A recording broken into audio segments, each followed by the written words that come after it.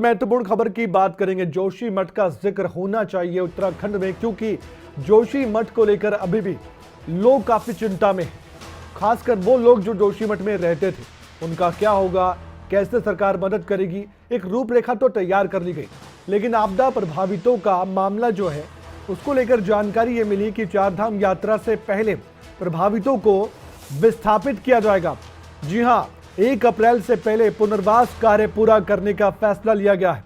केंद्रीय गृह सचिव ने नई दिल्ली में एक बैठक भी ली। एनडीएमए के अफसर मौजूद रहे इस बैठक में। वर्चुअल माध्यम से ये बैठक हुई थी और बैठक में रिपोर्ट पर विस्तार पूर्वक चर्चा भी हुई है। हाई रिस्क जोन को खाली करवाने के निर्देश दिए गए और विस्थापित करने के लिए युद्ध स्तर पर, यानी कि जो लोग प्रभावित थे उनकी मदद करने के लिए युद्ध स्तर पर भी काम करने के निर्देश दिए गए। नासिर हुसैन हमारे संवाददाता इस वक्त हमारे साथ सीधे जुड़ चुके हैं, देहरादून से उनसे हम बातचीत भी करते हैं क्योंकि पूरी जानकारी उनके पास इस समय मौजूद है इस बैठक को लेकर भी। नासिर, क्या ये मानकर चले वाकई में अब युद्ध स्तर पर काम होगा उन लोगों के लिए जो जोशी मठ की आपदा से प्रभावित हैं, क्योंकि वो चाहते हैं कि सरकार मदद तो करे लेकिन जल्द से जल्द करे, क्योंकि जिस मानसिक प्रताड़ना से वो गुजर रहे हैं वो वही समझ सकते हैं, चाहे वो नेचर की हो, प्रकृति की हो या फिर कोई और वजह हो।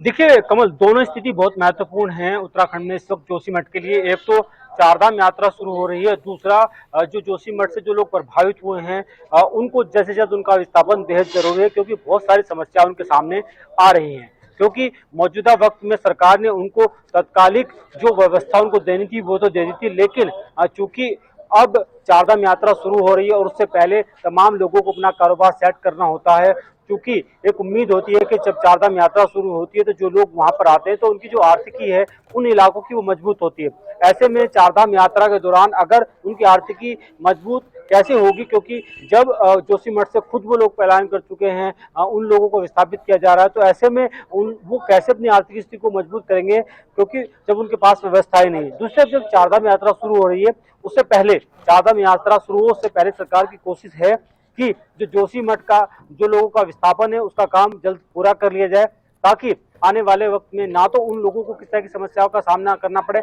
और ना ही सरकार चारधाम यात्रा को छोड़कर जोशी मठ के कामकाज में लगे। 1 अप्रैल से पहले तमाम समस्याओं को दूर कर लिया जाएगा और इसके लिए तमाम प्रयास किए जा रहे हैं। एक महत्वपूर्ण बैठक कल बुलाई गई थी जिसमें जो 8 एजेंसियां जोशी मठ में काम कर रही हैं उन तमाम एजेंसियों को वीडियो कॉन्फ्रेंसिंग के माध्यम से जोड़ा गया था और उनसे बातचीत की गई थी कि आखिरकार किस तरीके का कामकाज अभी तक जोशी मठ में हुआ है और क्या तकनीकी राय उनकी है, क्योंकि तमाम जो टीमें हैं वो तकनीकी तौर पर वहां पर काम कर रही हैं। उनसे राय ली गई और 1 अप्रैल से पहले विस्थापन की प्रक्रिया को पूर्ण कर लिया जाए, इसके लिए तमाम अधिकारियों को भी निर्देशित किया गया है और ये कहा गया है कि जल्द से जल्द जितना जरूरी हो जो विस्थापन का काम है उसको पूरा कर लिया जाए और जिन लोगों को वहां से हटाया जाना है, जो हाई रिस्क जोन में जो मकान हैं उनको जल्द से जल्द वहां से हटा दिया जाए, ताकि जल्द से जल्द वहां का कामकाज पूरा हो सके।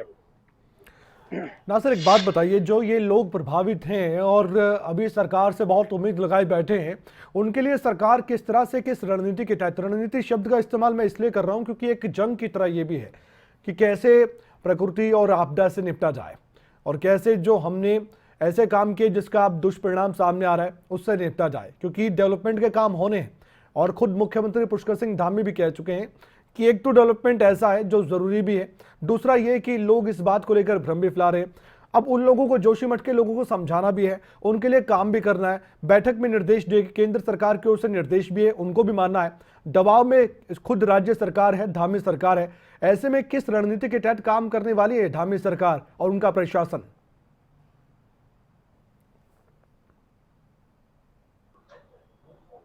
देखिए, जोशी मठ में जब से भू धसाव शुरू हुआ था तभी से सरकार ने वहां पर कामकाज शुरू कर दिया था, लेकिन शुरुआती दौर में सरकार को समझ नहीं आ रहा था कि काम किस तरीके से करें। लेकिन जब विशेषज्ञों की टीमों को बुलाया गया और उनसे जानकारी मिली, 8 टीमें लगातार वहां पर काम कर रही है और जो विशेषज्ञों की जो टीम है उसमें साइंटिस्ट भी हैं, उन्होंने जो जानकारी दी उसमें कहा गया कि जो प्रक्रिया है, जिस तरह का भू धसाव हो रहा है, वो ऐसा नहीं है कि वो एकदम तेजी के साथ बढ़ेगा या तेजी से हो रहा है, वो बहुत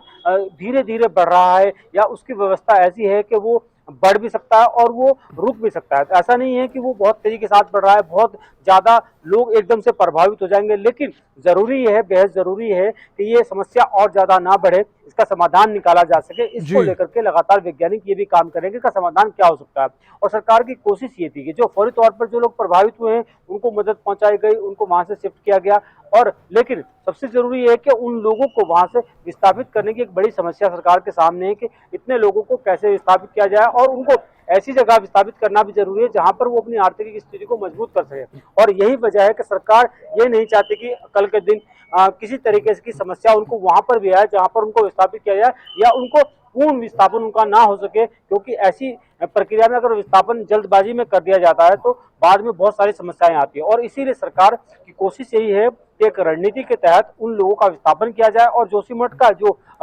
जिस तरीके से जो काम की आवश्यकता वहां पर है, जैसे वहां पर जो निर्माण कार्य है उनको कैसे आगे बढ़ाया जाए, अगर उन निर्माण कार्य रोकने तो कैसे रोके जाए, इन तमाम चीजों पर सोच विचार करने के बाद ही जोशीमठ को लेकर के फैसले लिए जा रहे हैं। बहुत बहुत धन्यवाद, आपने विस्तार से जानकारी दी और बताया भी है कि किस तरह से युद्ध स्तर पर काम आने वाले वक्त में होगा, और राज्य सरकार केंद्र सरकार मिलकर जोशीमठ के लोगों के साथ खड़ी है और उनकी मदद भी कर रही है।